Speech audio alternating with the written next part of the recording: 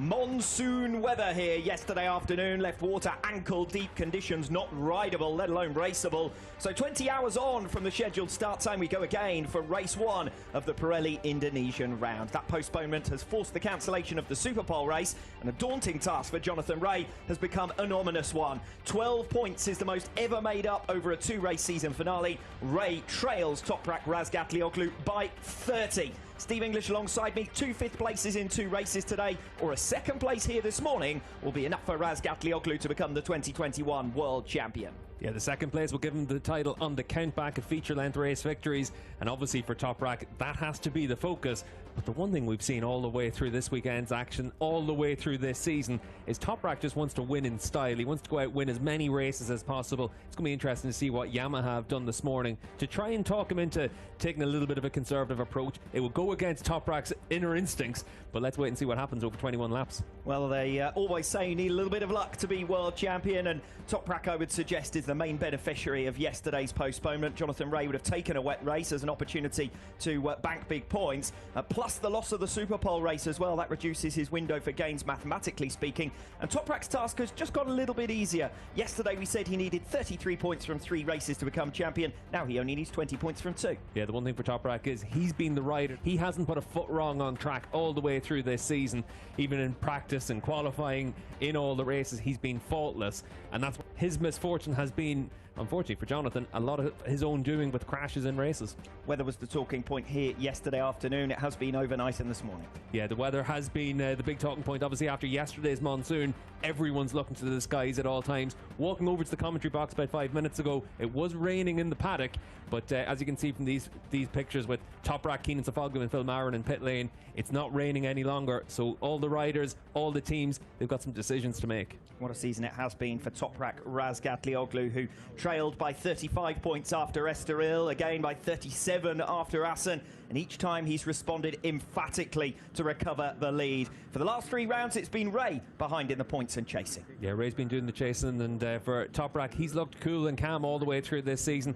The battle between these two riders this year has been fierce on track. The championship points has been one thing, but all the way through the season, they've been bar to bar. They've been putting tyres on one another. They've really attacked each other. If you think back to the Catalan Superpole race, that was an amazing race between Razgatlioglu and Rea. You think back to Navarro and lots of other races all the way through this season. It's been a battle on track unlike any I've seen.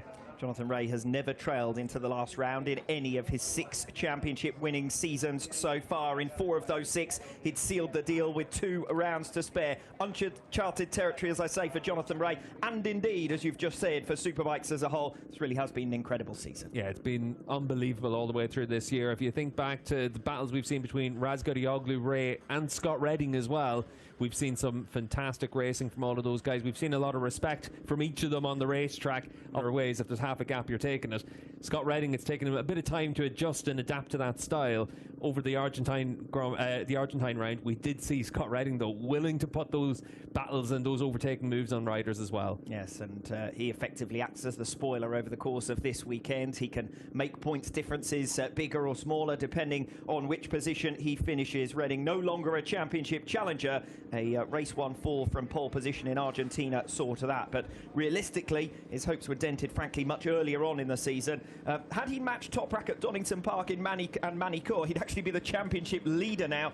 Those 2 rounds proving costly for him. Yeah, and if you think back to Donington, was one of those real costly rounds. We've seen it from Scott over the course of this year. The inconsistencies for the Ducati have come to the fore. When that bike is working well, it's still arguably the best package on the grid. That's why so much of the paddock are worried about Alvaro Bautista being back on that bike next year. And we catch up with Bautista just at the right moment, almost as if you planned that, Steve. Alvaro Bautista in what is his final weekend on board Honda machinery, and I suspect that he will be relieved about that as much as anything.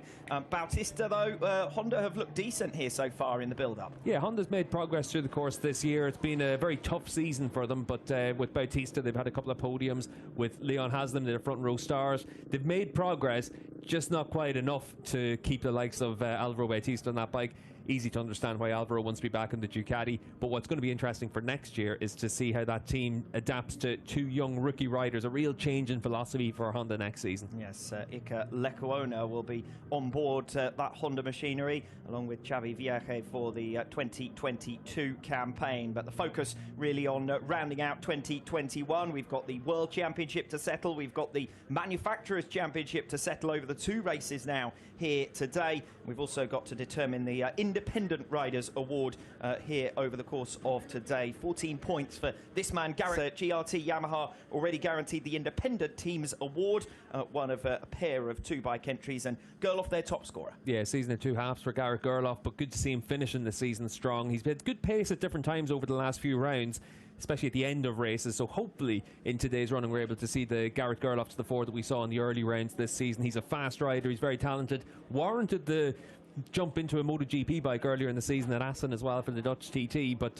certainly from that point onwards it has been a much more difficult season for Gerloff. The talent's all there. Hopefully this is the beginning of that return to form for Gerloff. It's a big winter for him. Stunning setting here in Lombok. The overhead pictures prove that. Yeah, unbelievable. This is unlike anywhere we've been for a very long time. First time we're in Indonesia since the late 90s, and it's great to have the racetrack right down beside the beach. There's a couple of corners here down to turn 10. You actually look straight out over the ocean here as well. It's a real beautiful place for a racetrack. Just 30 points over 35 races have separated the top two in the 2021 World Championship. As you can see in the bottom right-hand corner of your screen, 28 podiums, 3 retirements as well apiece. Absolutely nothing to choose between these two men. But as you said previously, Steve, 13 wins to 11 in favour of Toprak Razgatlioglu, and more importantly, 11 to 5 in feature-length races. That means if we do get a tie on points, count back would give the title to Razgatlioglu. At the moment, everything suggests that this title is Razgatlioglu's to lose. Yeah, it really is, and there's a lot of pressure on Toprak to get across the line. That's where it's been interesting to go down into the Yamaha pit box at times this weekend. There's been some nervous faces, there's been tension down there. All Toprak's done is try and relieve that tension. He's out there making jokes, he's just playing up to the camera, he's doing all the things that he will try to do to make sure that the team don't feel that pressure. Toprak wants to get this championship done as much as anyone else within Yamaha. He also knows that he's going to get plenty of more opportunities in all likelihood to win world championships, but you want to get it done now, get that monkey off your back. It's also worth mentioning that as a result of the cancellation of the Super Pole race, the grid positions will now be the same for both feature-length races, which again works in Toprak's favour after he secured a third pole position in 4 rounds here yesterday. Yeah, it works in Toprak's favour to have that. Obviously enough what we've seen over the course of this season is Toprak's always been able to keep himself at the front of the field, even in the Super Pole races, qualify well for race 2, but it is a much simpler race day for Toprak today compared to what we could have had. Yes, as we prepare to open pit lane and build up to the race here this morning. Unfortunately, we are without both Alex Lowes and Leon Haslam for Sunday here at the Indonesian round. Lowes suffering further damage to his injured shoulder in what was a startling FP3 crash, and Leon Haslam failing in his bid to return following surgery between late season flyaways. Yeah, I had a quick chat with Lowes yesterday just about that injury, and shame for him, as he said, it seems that almost every time he's fallen this season, they're always racing with some sort of a knock, but once you've actually got an injury that forces riders to sit out, and we've seen that for Lowes different times this season, it really does just show how serious it can be. Real shame for Leon Haslam in particular. We know Alex Lowes is back with KRT for next season, and in his comments after it was announced that he wouldn't be able to continue this weekend, he was already turning his focus to next year and making sure that he's fully fit for winter testing and of course for the start of next season. For Leon Haslam, of course, it's a departure from Honda at the end of this campaign, more than likely a departure from the World SBK paddock as well, and one of the most experienced men in this category of all time. If that does turn out to be his final World SBK weekend, that would be a shame for him. Yeah, he's going to be probably moving back to BSB on a Kawasaki, could potentially be in Endurance World Championship action as well, and that'll be interesting to see how that fits in with Kawasaki as well. Obviously Kawasaki with their Suzuka 8-hour program, that comes from the Kawasaki World SBK team. Be interesting to see if Haslam, a former rider for that team, is involved in that project in any way.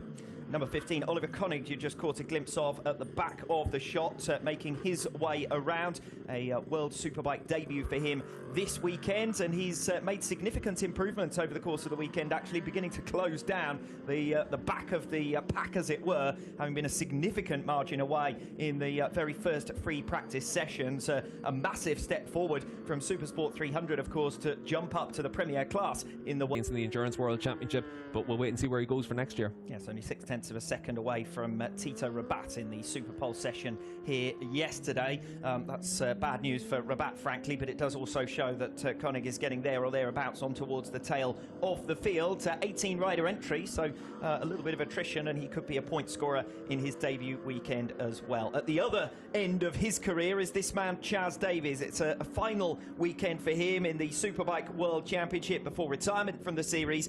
Go 11 have already announced Philip Ertl as the man who will replace him in 2022. But a long and illustrious career as far as Chaz Davies is concerned. Yeah, Chaz tweeted earlier in the week, 27 years since he started his racing career back in Wales, so it's been a long road for him, and I think it's easy to forget that it's not just the time you spend in World Championship action, it's the time to get to that point as well. And Davis has put in the hard yards. He's going to have earned the beer tonight for a really sick riders. He's just unfortunate that his years at the top also coincided with Jonathan Ray's years at the top as well, because Chaz could easily have picked up a World Championship or two to go with his Supersport World crown. So what are the chances of Toprak Razgatlioglu claiming the title with a race to spare? Well, you'd have to say good. A top two finish would do it, as I said previously, and Toprak has finished inside the top two in 60% of races in 2021. It is the second consecutive season that we've gone down to a last round decider. Last season, though, Jonathan Ray only needed 3 points from the final round to seal the title. This season, you fancy he needs a miracle. Yeah, and for Ray, the miracle might come in the form of a little bit of rain in the next 15 minutes as well. We did have a few spits of rain around about 20 minutes ago here in Indonesia, so we'll wait and see if that changes at all. It did get very bright momentarily. Now it's gotten a little bit darker. The clouds starting to come in again. We're going to be keeping our eyes on the skies. We said it multiple times before this weekend even got underway. The only way that Jonathan Ray could make up that kind of points margin, 30 points, was if misfortune befell Toprak, or if we had weather conditions that favoured Ray more than the current series leader.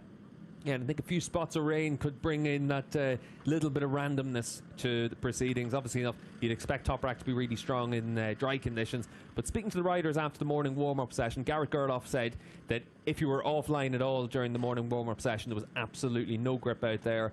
So that's going to be one of the key things to, if you're able to try and make some moves, you're not going to be able to venture too far off the racing line. History, though, is against Jonathan Ray. The Superbike points leader has only changed at the final round on 6 occasions during this championship's history. The largest margin made up ever has been 12 points by Sylvain Guintoli back in 2014. So Ray will have to make more history if he's to become world champion again this